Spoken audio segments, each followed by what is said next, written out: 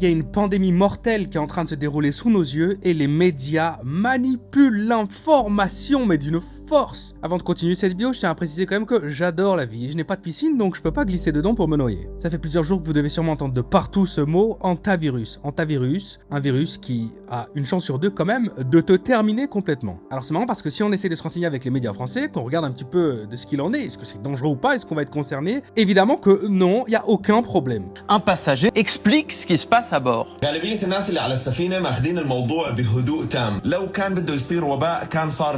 Un autre passager a posté une photo de lui, le moral était toujours bon, il s'affiche sourire aux lèvres. Alors le truc qui me dérange un peu, c'est que j'ai l'impression que le même mec qu'il montre en train de poster une photo et en disant que tout va bien, qu'il est heureux, c'est celui qui a posté en fait une vidéo il y a plusieurs jours où il explique ça. I normally wouldn't make a video like this. I am currently on board the MV Hondius. There's a lot of uncertainty, and that's the hardest part.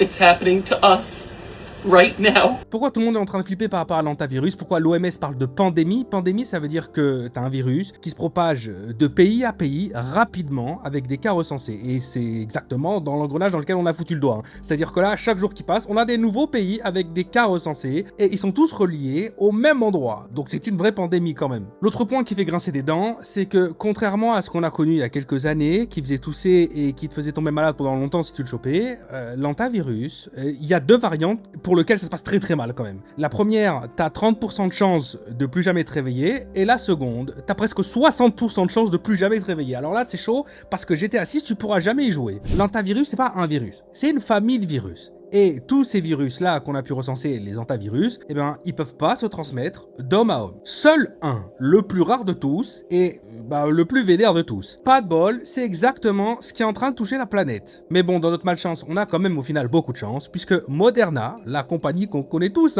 il y a 1 an et demi, a eu la super idée de lancer le développement et la conception d'un vaccin contre l'hantavirus. Bon, alors on est trop chanceux au final. Bon, en même temps, Moderna, c'est son taf, de trouver des virus qui posent problème, et d'en inventer des vaccins pour ensuite les vendre. Donc, c'est pas si bizarre que ça. Enfin, c'est moins bizarre que ce qui s'est déroulé dans un laboratoire de virologie en Australie il y a 8 mois, où ils vont se rendre compte, comme ça, du jour au lendemain, en faisant un inventaire, qu'il leur manque 323 flacons de virus, d'hantavirus et 2 autres souches différentes d'autres virus. Now, I want to stress that there have been no public health incidents linked to these materials. So we have no evidence so far of any event occurring as a result. Quoi, ça a aucun rapport? Bon, ça n'a aucun rapport. De toute façon, au final, c'est pas si grave parce que une fois que ça a commencé à buzzer il y a 8 mois, parce que quand même, un laboratoire en virologie qui a des souches mortelles et qui a 300 fioles qui disparaissent, normalement c'est pas une bonne nouvelle. Donc ils ont dû forcer une enquête interne, la prolonger et comprendre ce qui s'était déroulé. Et le rapport est plutôt pas mal au final à la fin. Ils vont indiquer qu'ils ont probablement, pas été volés ou perdus, mais simplement été dilués dans les chiffres des livres de compte et que voilà, ils sont quelque part, mais ils ont oublié de les compter, donc ils les ont recomptés dans un autre registre. Ils sont sûrement quelque part, mais non, ils ont sûrement pas été volés quand même. Et ce mec qui en 2022 a créé un compte sur Twitter et n'a mis que 4 messages, et il a littéralement écrit 2026, hantavirus. Bon, on peut aussi mettre ça sous l'effet de Nostradamus, c'est-à-dire qu'avec le nombre de milliards d'habitants qu'on a sur Terre, il y a forcément un mec qui va écrire un truc sur Twitter et qui va s'avérer vrai, quoi qu'il arrive. On est d'accord? Bon, de façon plus sérieuse, je vais quand même vous dire de façon détaillée ce qui est en train de se passer, parce que je trouve que personne n'en parle correctement. Dans la famille des hantavirus, comme j'ai dit, il y en a un qui, malheureusement, se file déjà de rongeurs à hommes, à travers des poussières qui sont infectés, leurs excréments, le pipi, peu importe. Mais ce variant-là, qui est le variant Andes, je crois, se transmet ensuite d'homme à homme. Ça, c'est pas cool du tout. Est-ce que la transmission elle est aéroportée? Oui, plus ou moins. Une fois qu'il y a un humain qui a ce virus et cette souche de virus-là, il peut le filer aux autres à travers des gouttelettes, des postillons, être dans une pièce vraiment fermée, pas trop grande et respirer tous ensemble. Voilà.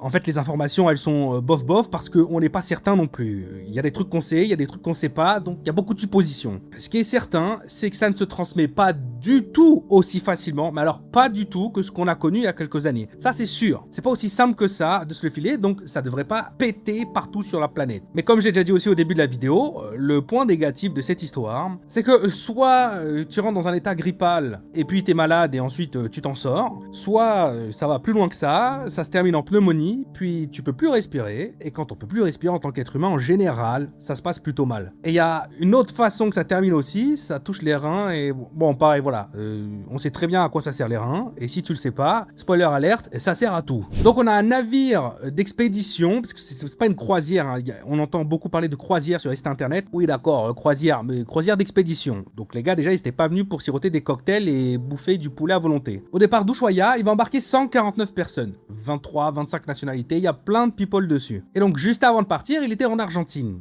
Et c'est probablement là que ça a été chopé. 5 jours après le départ, il y a un des passagers, un néerlandais de 70 ans, qui va tomber malade. Voilà, grosse grippe, pas bien le mec. Donc à côté de lui, il y a son épouse, ils vont voir le médecin de bord, il lui explique qu'il se sent pas très bien, il va lui filer des cachets, enfin voilà, il est ausculté comme ils peuvent, parce que c'est un bateau, c'est pas non plus une clinique sur place. Et 4 jours après, bon ben, voilà, il est plus là. C'est fini. Donc seulement 4 ou 5 jours après l'apparition des premiers symptômes, il y a déjà plus de signes de vie. Bon, à ce moment-là, ils sont au milieu de rien du tout, hein. Ils sont sur la flotte, il n'y a rien autour d'eux qui peut les aider à quoi que ce soit. Donc évidemment, le corps va être mis sur un radeau de bois, et puis ensuite ils vont l'allumer avec des arcs enflammés de loin. Non, c'est pas du tout, c'est pas les Vikings. Ils vont le mettre dans une chambre froide, la plus grosse qu'ils ont sur le bateau, en attendant de pouvoir, le déposer au sol dès qu'il touche une ville côtière. Mais bon, le capitaine, il est obligé quand même d'adresser un mot à tout l'équipage, et il va leur dire ça. One of our passengers sadly passed away last night. It was due to natural causes, we believe. I'm told by the doctor we're not infectious. So the ship is safe when it comes to that. The ship is safe. Très mauvaise idée, parce qu'à ce moment-là, il y a la souche des Andes, le virus qui se transmet d'homme à homme, qui est en fait sur le bateau. C'est de ça qu'est décédé le pauvre homme en fait. 2 semaines après, le bateau va faire escale à Sainte-Hélène, déjà pour déposer le corps, puis sa femme aussi du coup va descendre pour accompagner son mari, et sa femme est en très bonne santé, elle est pas malade. Chose qu'on vient de découvrir à peine là maintenant, et que la compagnie aérienne avait caché, c'est qu'il n'y a pas que la femme et le corps qui fait escale et qui descendent du bateau à ce moment-là, mais 40 autres passagers. 40 autres passagers qui vont prendre l'avion. Avion qui va tous les ramener chez eux, alors qu'ils sont tous cas contact. Le lendemain, la néerlandaise, qui est descendue avec le mari qui, s'en est pas sorti, elle va prendre l'avion direction Afrique du Sud, elle sort de l'avion, et elle tombe dans l'aéroport comme ça, sur le terminal. Donc en fait, pendant tout le trajet, toute la période où elle était assise dans l'avion, elle était déjà en train de se faire consumer doucement par le virus. Et donc la situation elle est très préoccupante.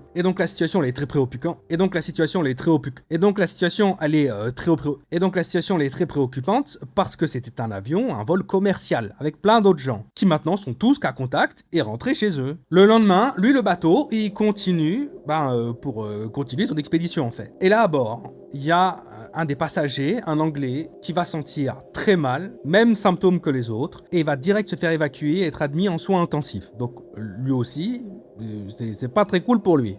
5 jours après, sur le bateau, il y a une passagère allemande qui, une nouvelle fois, ne va plus jamais se réveiller. Elle a développé exactement les mêmes symptômes, et puis elle va décéder. Donc là, l'OMS, il va lancer une alerte mondiale. Voilà.